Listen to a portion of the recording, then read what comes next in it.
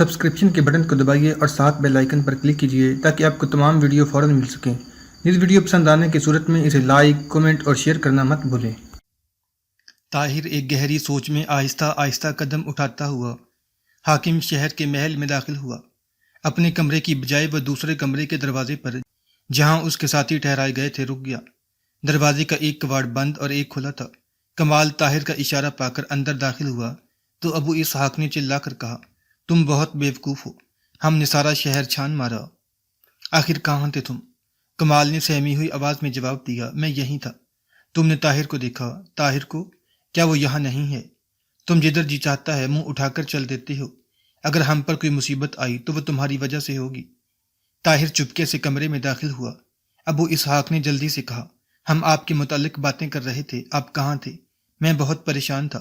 طاہر نے اس کے سوال کا جواب دینے کی بجائے کہا، تمہیں اور تمہارے ساتھیوں کو صفائی سے اس قدر نفرت کیوں ہے؟ میرے خیال میں ابھی تک تم میں سے کسی نے سر دھو کر وہ سیاہ روغن اتارنے کی کوشش نہیں کی۔ ابو اسحاق نے اپنی پریشانی پر قابو پانے کی کوشش کرتے ہوئے جواب دیا، ہم تاتاریوں کا یہ تحفہ بغداد لے جانا چاہتے ہیں۔ اگر وہاں کوئی تاتاری ملے گا تو بغداد کے باشندوں سے مطالبہ کریں گے کہ اس کے ساتھ بھی یہی سلوک کیا جائے۔ طاہر نے کہا، ذرا اپنی ٹوپی اتارو۔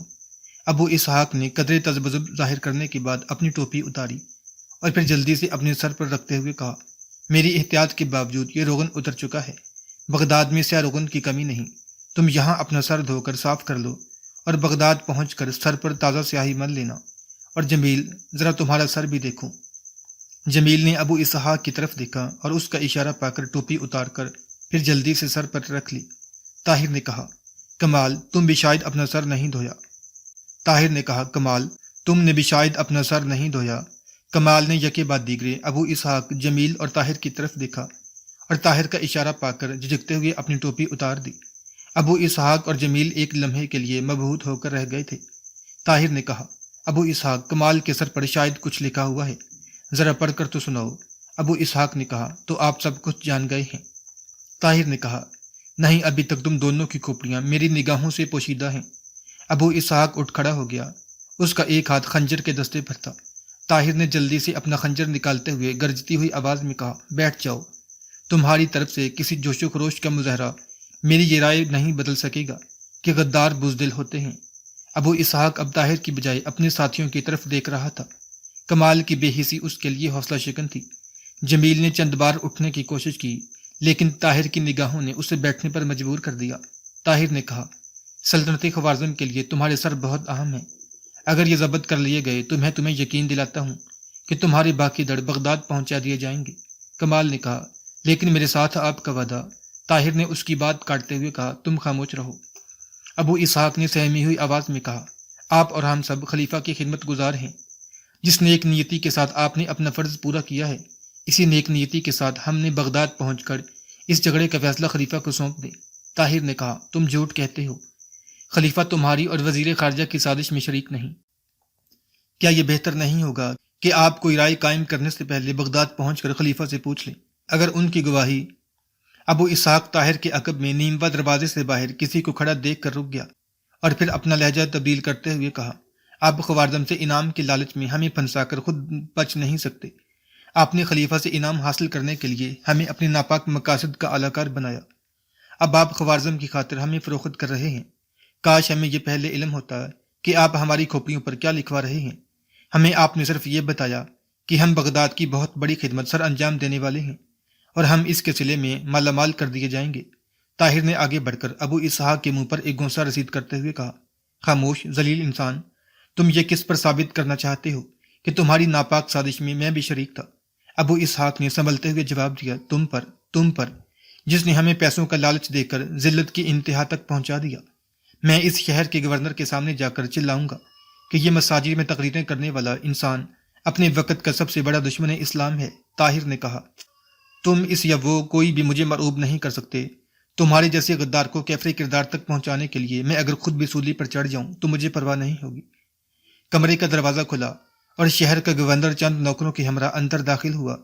ان سب کو حراست میں لے لو، گورنر یہ کہتے ہوئے طاہر سے مخاطب ہوا، میں آپ کی گفتگو سن چکا ہوں، یقین کیجیے ان سب باتوں کے باوجود مجھے آپ کے متعلق اپنی رائے بدلتے ہوئے دکھ ہوتا ہے، تاہم آپ کچھ عرصہ نظر بند رہنے پر مجبور ہوں گے۔ طاہر نے کہا، تو اسحاق نے اپنا لہجہ آپ کو دروازے کے پیچھے کھڑے دیکھ کر تبدیل کیا تھا۔ مجھے آپ جہاں چاہیں لے جا سکتے ہیں، لیکن میرے متعلق کوئی رائے قائم کرنے سے پہلے آپ مجھے کچھ کہنے کا موقع دیں۔ اگر آپ اپنے ساتھیوں کے الزامات کی تردید کر سکیں تو مجھے یقیناً ایک روحانی مسرت ہوگی، لیکن ایسے سنگین مقدمے کا فیصلہ فوقند کے حاکم اعلیٰ صادر فرما سکیں گے۔ عامل شہر نے اپنے ساتھیوں کو حکم دیا کہ وہ طاہر کے ساتھیوں کو بیڑیاں پہنا دیں اور طاہر کو ساتھ لے کر دوسرے کمرے میں چلا گیا۔ طاہر کا طویل بیان سننے کے بعد اس نے کمال کو پیش کرنے کا حکم دیا اور اسے چند سوال پوچھنے کے بعد طاہر سے مخاطب ہو کر کہا، جہاں تک میرا تعلق ہے آپ کے بارے میں شبہات بہت حد تک دور ہو چکے ہیں، لیکن میں پہلے عرض کر چکا ہوں کہ حاکم اعلیٰ کے احکامات حاصل کیے بغیر میں کوئی فیصلہ نہیں کر سکتا۔ میں آج ہی ان کے پاس اپنا ایلچی روانہ کر رہا ہوں۔ آپ کے ساتھ اتنی رعایت کر سکتا ہوں کہ آپ کو بیڑیاں نہ پہنائی جائیں، لیکن آپ کو قلعے میں نظر بند رکھنے پر مجبور ہوں۔ آپ کے ساتھیوں کو ان کے سروں کا معائنہ کرنے کے بعد قید خانے میں بھیجا جائے گا۔ شام کے وقت گورنر کا ایلچی فوقند کے حاکم اعلیٰ کے پاس اس شہر کے عامل کا پیغام لے کر روانہ ہو چکا تھا۔ حاکم شہر نے اپنے مکتوب میں ملزم کی وکالت کے الزام سے بچنے کی کوشش کرتے ہوئے اس کی معصومیت کا اعتراف کیا تھا۔ قریباً 1.5 ہفتہ کی نظر بندی کے بعد طاہر کو چند سپاہی تلواروں کے پہرے میں عامل شہر کے پاس لے آئے اور اس نے طاہر کو بتایا کہ فوقند کے حاکم اعلیٰ تیمور ملک کا جواب آ گیا ہے، آپ کو وہاں جانا پڑے گا۔ اور میرے ساتھی حاکم شہر نے جواب دیا، وہ بہت دور جا چکے ہیں۔ آپ کا مطلب؟ میرا مطلب یہ ہے کہ تیمور ملک نے ان کی بجائے ان کے سروں کا مطالبہ کیا تھا اور میں اس کے حکم کی تعمیل پر مجبور تھا۔ نہیں، آپ جلد بازی سے کام نہ لیں۔ بغداد میں اس سازش کے تمام بانیوں کو پکڑنے کے لیے ان کا زندہ رہنا ضروری ہے۔ میں کہہ چکا ہوں کہ میں اس حکم کی تعمیل کر چکا ہوں، لیکن کمال اور شاہد جمیل بھی اس سزا کا مستحق نہ تھا۔ میں ان کے بدلے اپنے سر کٹوانے کو تیار نہ تھا، اور اس کے علاوہ آپ کی بھلائی بھی اسی میں تھی۔ آپ خامخواہ اپنے ساتھیوں کو صفائی پیش کرنے اور تیمور ملک آنکھوں سے دیکھنے کے بعد کانوں کی تصدیق کی ضرورت محسوس کرنے کا عادی نہیں۔ اور اگر آپ کا یہ خیال ہے کہ کمال آپ کی صفائی پیش کر سکتا تھا تو اس کی کمی میں نے پوری کر دی ہے۔ میں نے تیمور ملک کو دوسرا خط لکھ دیا ہے۔ علاؤ الدین محمد خوارزم شاہ پرلے درجے کا ضدی اور خودسر حکمران تھا۔ خوارزم شمالی اور مشرقی سرحدوں پر تاتاریوں کے اکا دکا اور لوٹ مار کی خبریں سنتے ہی اس نے 2 لاکھ سپاہیوں کے ساتھ پیش قدمی کا فیصلہ کر لیا۔ جلال الدین اس کا ہونہار، ذہین، بہادر اور دور اندیش بیٹا اس تجویز کے خلاف تھا۔ اس نے امرائے سلطنت کے اجلاس میں کھڑے ہو کر اپنے باپ سے کہا، اگر آپ مجھے اپنی فوج کے سپاہی کی حیثیت میں بولنے کا حق دیں تو میں یہ کہوں گا کہ ہمیں افواج سرحد پر جمع کر کے تاتاریوں کی پیش قدمی کا انتظار کرنا چاہیے۔ سرحد کے بعض مقامات پر ان کے دستے اگر کبھی کبھی لوٹ مار کر کے بھاگ جاتے ہیں تو اس سے ہمیں اس غلط فہمی میں مبتلا نہیں ہونا چاہیے کہ وہ کمزور ہیں۔ ان کا مقصد صرف یہ ہے کہ ہم اشتعال میں آ کر ان دشوار گزار برفانی پہاڑوں کی طرف پیش قدمی کر دیں جن کی تانگ گھاٹیاں ان کے لیے ناقابل تسخیر قلعوں کا کام دے سکتی ہیں۔ میدان میں ہم انہیں خس و خشاک کی طرح بہا لے جائیں گے، لیکن پہاڑی علاقے کی طرف پیش قدمی کرنا ہمارے لیے خطرناک ہے۔ وہ پیچھے ہٹتے جائیں گے اور کسی ایسے مقام پر اچانک ہمارے گرد گھیرا ڈال دیں گے جہاں ہمارے آگے پیچھے تباہی کے سوا کچھ نہ ہوگا۔ تجربہ کار فوجی افسروں نے جلال الدین کی تائید کی، لیکن خوارزم شاہ نے بعض خوش آمدی سرداروں کے زیر اثر اس رائے سے اتفاق نہ کیا۔ اس کی پہلی اور آخری دلیل یہ تھی کہ تاتاری ڈاکوؤں کو سزا دینے میں ہماری طرف سے کسی قسم کا تذبذب دنیا پر ظاہر کر دے گا کہ ہم کمزور ہو چکے ہیں، اور آج تک ہم نے اپنے ہر دشمن پر ثابت کیا ہے کہ ہم کمزور نہیں۔ ہمیں اطمینان ہے کہ تاتاری اگر پر لگا کر ہوا میں اڑنے لگیں ہم ان پر غالب آئیں گے۔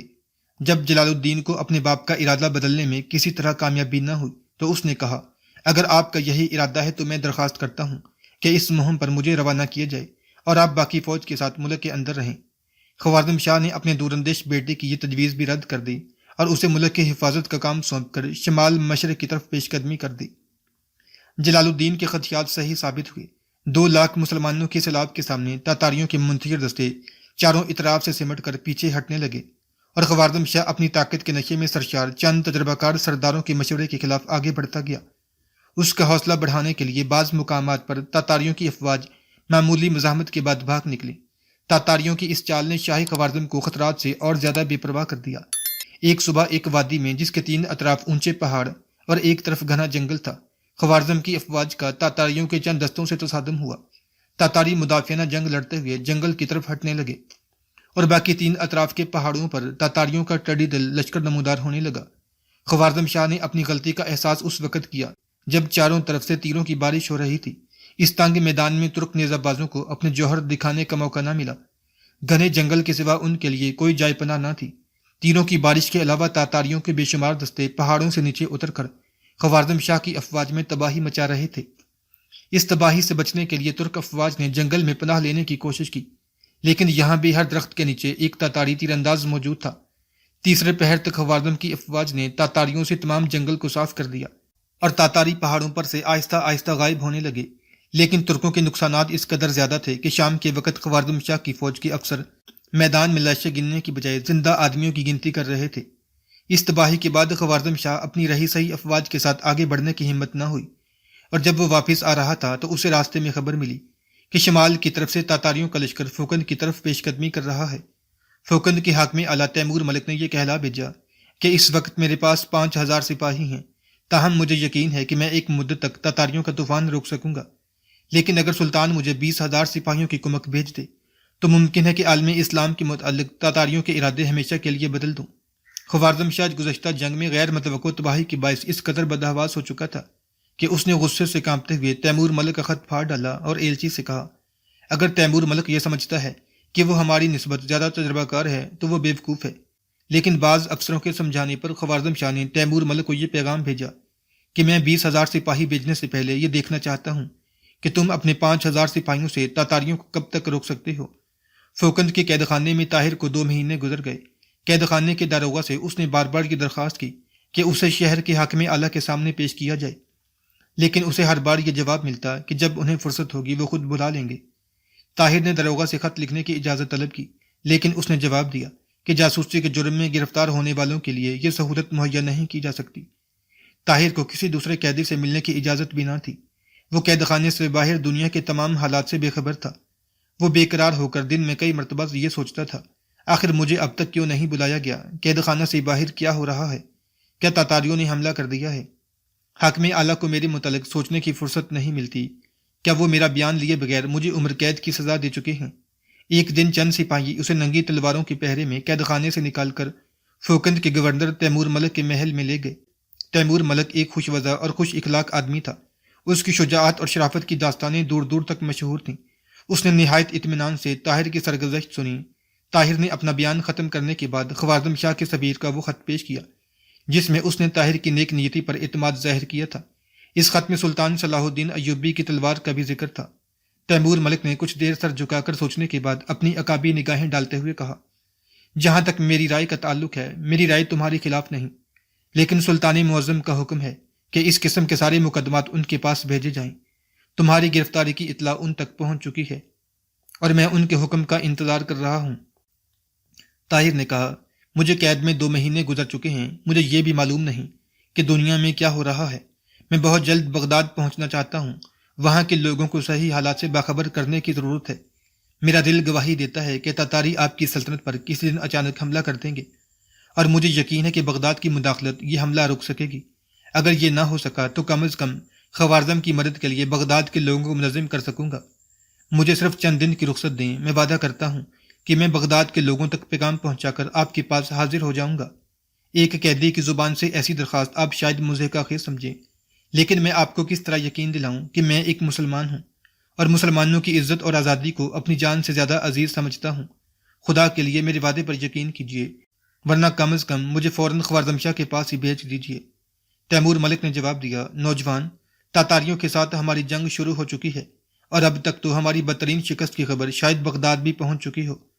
ممکن ہے کہ اسلام پر کفر کی پہلی فتح کی خبر سن کر خلیفۃ المسلمین کے محل میں چراغاں بھی کیا جا چکا ہو۔ ان حالات میں یہ سمجھتا ہوں کہ اگر تم نیک نیت ہو تو بغداد میں خلیفہ کا محل تمہارے لیے فوکند کے قید خانے سے زیادہ خطرناک ہوگا۔ انہوں نے تم سے جو کام لینا تھا وہ لے چکے ہیں، اب شاید وہ تمہارے زندہ رہنے کی ضرورت محسوس نہ کریں، اور سلطان معظم کے دل و دماغ پر تازہ شکست نے جو اثر کیا ہے، اس کے پیش نظر میں یہ خطرہ محسوس کرتا ہوں کہ شاید وہ جاسوس کا لفظ سننے کے بعد تفصیلات میں جانا پسند نہ کریں۔ شکست کی خبر سن کر طاہر ایک لمحے کے لیے ششدر رہ گیا۔ اس کی حالت اس شخص کی سی تھی جسے نیند کی حالت میں سمندر میں پھینک دیا گیا ہو۔ اس نے تھوڑی دیر کے بعد اس نے اپنے حواس پر قابو پا کر کہا، مجھے اپنی موت کی پرواہ نہیں، لیکن خدا شاہد ہے کہ میں معصوم ہوں، مجھے دھوکہ دیا گیا ہے۔ میں صرف یہ چاہتا ہوں کہ موت سے پہلے اپنی اس غلطی کا کفارہ ادا کر سکوں اور بغداد پہنچے بغیر میں یہ کفارہ ادا نہیں کر سکتا۔ آپ کا اصلی مجرم وحید الدین سابق وزیر خارجہ ہے۔ اگر وہ زندہ ہے تو میں وعدہ کرتا ہوں کہ میں چند دنوں تک اس کا سر آپ کے پاس پہنچاؤں گا، ورنہ میرا سر حاضر ہوگا۔ تیمور ملک نے کہا، ہمارے اصلی مجرم خلیفہ اور وزیر اعظم ہیں، وزیر خارجہ صرف ان کا اعلی کار ہو سکتا ہے۔ اگر تم ان کا سر لانے کا وعدہ کرو تو میں شاید تمہاری آزادی کی کوئی تدبیر سوچ سکوں۔ نہیں نہیں، طاہر نے چلا کر کہا، وہ ایسے نہیں ہو سکتے، میں ان کے خلاف اسی باتوں پر یقین نہیں کر سکتا۔ جس دن عالم اسلام کے یہ ستون اس قدر کھوکھلے ہو جائیں گے، اس دن دنیا کا کوئی خطہ ہمارے لیے محفوظ نہ ہوگا۔ کیا آپ کے خیال میں وہ اتنا نہیں سمجھتے کہ خوارزم تاتاریوں کے سیلاب کے سامنے آخری چٹان ہے؟ اگر یہ چٹان گر گئی تو بغداد بھی تباہی سے نہیں بچ سکے گا۔ تیمور ملک نے کہا، یا تو تم خود بیوقوف ہو یا تم مجھے بیوقوف سمجھتے ہو۔ کیا تمہیں علم نہیں کہ اب تک خلیفہ کے کئی جاسوس پکڑے جا چکے ہیں؟ طاہر نے جواب دیا، ان تمام سازشوں میں وزیر خارجہ کا ہاتھ ہے۔ مجھے یقین ہے کہ خلیفہ اور وزیر اعظم کو کسی بات کا علم نہ تھا۔ تیمور ملک نے کہا، اگر تم نے ایسے ہی مستدی سے سلطانی معظم کے سامنے خلیفہ اور وزیر اعظم کی صفائی پیش کی تو مجھے یقین ہے کہ تم فوراً اپنے 3 ساتھیوں سے جا ملو گے۔ طاہر نے جواب دیا، میں اپنی جان کے خوف سے کسی کے خلاف جھوٹی گواہی دینے کے لیے تیار نہیں۔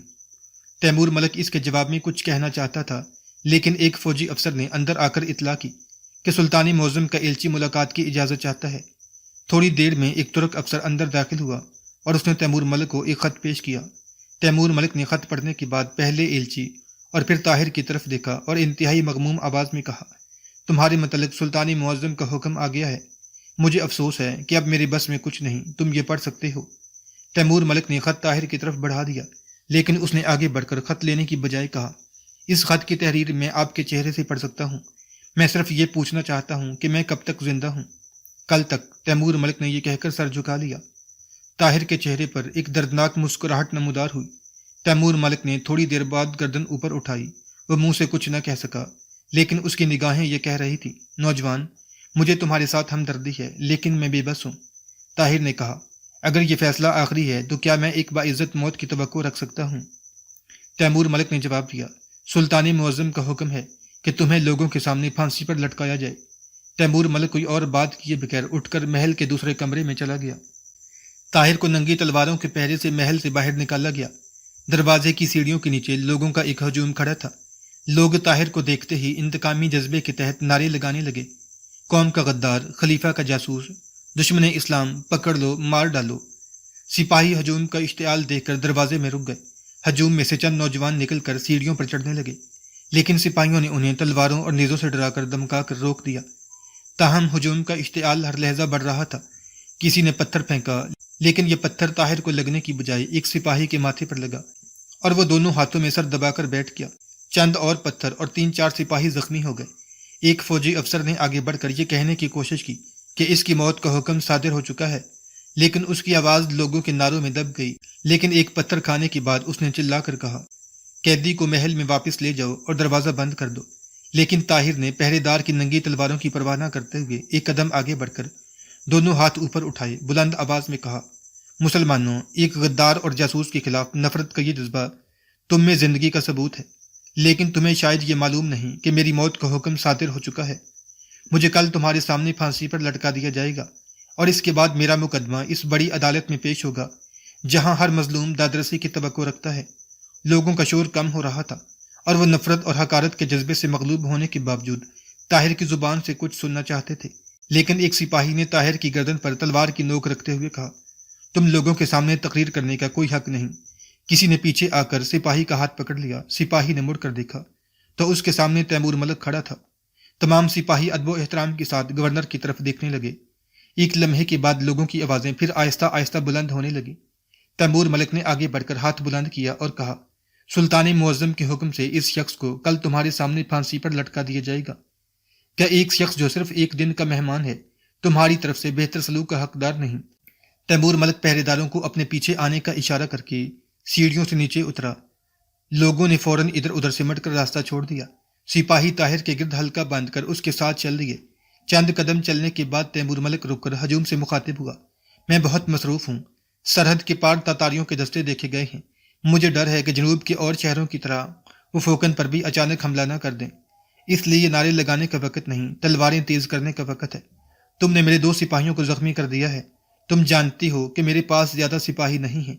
اب اگر تم یہ وعدہ کرو کہ تم راستے میں سپاہیوں کو تنگ نہیں کرو گے تو میں واپس جا کر زیادہ اہم امور پر توجہ دے سکوں گا، ورنہ مجھے قید خانے تک ان کے ساتھ جانا پڑے گا. ایک نوجوان نے بلند آواز میں کہا، بھائیو، یہ کیا حماقت ہے؟ ہم ایسے نازک موقع پر اپنے محبوب حاکم کا وقت ضائع کر رہے ہیں. اب تمہاری تسلی ہو چکی ہے کہ مجرم کو عبرتناک سزا ملے گی. اب تم کیا چاہتے ہو؟ چلو یہاں سے. لوگ چھوٹی چھوٹی ٹولیوں میں منتشر ہونے لگے. تیمور ملک نے محل کی طرف لوٹتے ہوئے سپاہیوں سے کہا. قیدی کو کسی قسم کی تکلیف نہ ہونے پائی. آسمان پر بادل چھا رہے تھے. شمال کی سرد ہوا سے طاہر کا جسم ٹھٹر رہا تھا. ایک سپاہی نے اپنی پوستین اتار کر طاہر کے کندھوں پر ڈال دی. طاہر نے اس کی طرف احسان مند نگاہوں سے دیکھا اور پوستین اتار کر واپس کرتے ہوئے کہا، شکریہ، ایک دن کے مہمان کو اس کی ضرورت نہیں.